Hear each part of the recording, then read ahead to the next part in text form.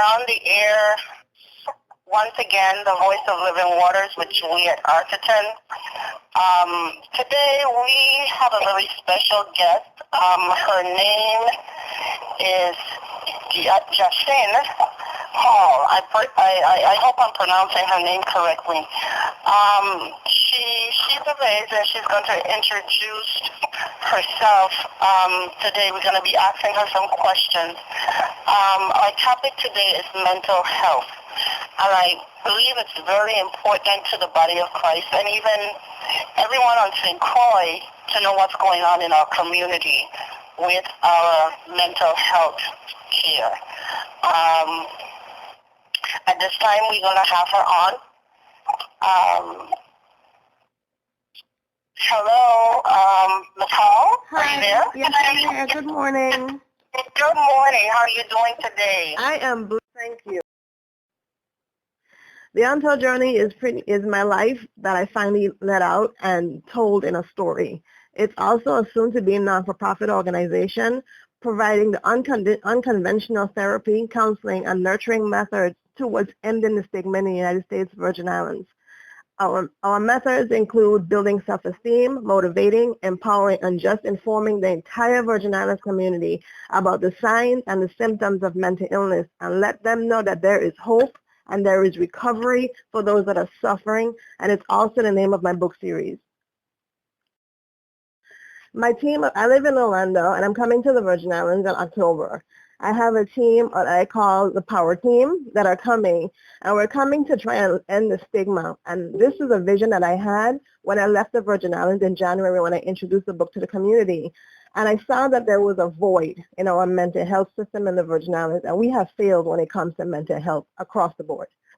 And in order to get the community the help they need, we must most importantly break that stigma. We have to. And to do that, it takes trust and awareness of exactly what mental illness disorders are and the signs and the symptoms.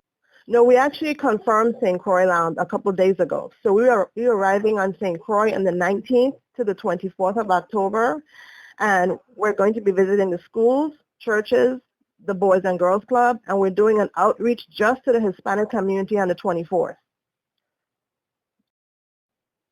They can reach me on Facebook. Just search for the name Yassin Hall, Y-A-S-S-I-N, or they can text me at 407-476-4105, or they can also get all the information at the events, what's going on my website, which is journeyuntold.com.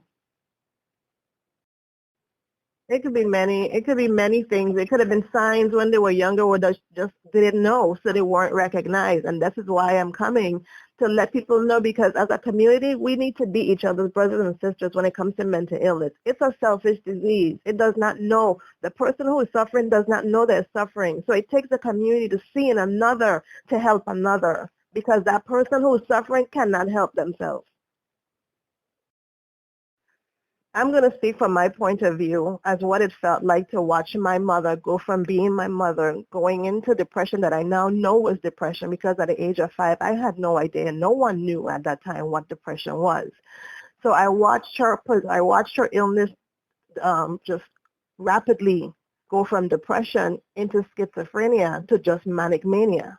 And this was in a period of time from the time I was 5 years old all the way up to when she had a nervous breakdown when I was 12. And then all the way up to my adulthood until she passed away 5 years ago from breast cancer. But it affects us because as parents in the Virgin Islands, children were raised to be seen and not heard.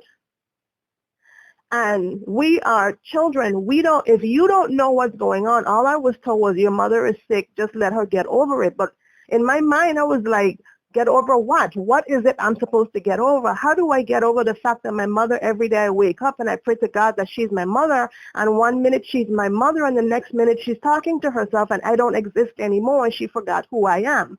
That's painful. That is very painful as a child. And then I had no outlet.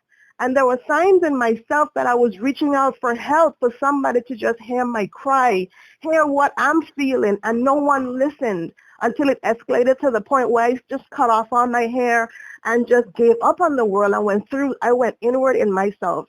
And I just disappeared. I stopped loving me. I hated myself for no other reason than the fact that I was a child of a mother who was crazy. No other reason. So I asked the parents that if you're going through something at home and it's economic, it's financial, that passes down into the child regardless if you want to admit it or not. It does affect that child.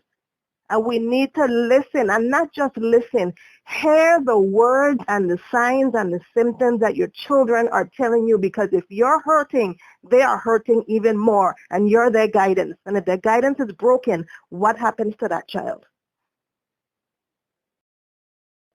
It is the truth. My mother had a bachelor's in education. She was a teacher. She worked in the mental health field before becoming a teacher. And yet no one saw the signs. She worked for the same department that cared for mental health that didn't notice the own signs in my mother. I just want to take the time out to thank those that have supported this cause thus far, that supported myself, that are my supporters and my go-getters and my cheerleaders that have told me, don't stop, don't stop, don't stop, keep going, keep going. I've been told that this is, my life journey was already written for me. This is just a path, and this is a God-sent path, and I am convinced because of all the events that have happened. The book was never something that I ever dreamed of doing. It wasn't a dream. It wasn't a hope. It wasn't anything. It came about because there was a need, and I was that need, and I had no idea. And I've saved so many lives on the Virgin Islands, so many countless lives.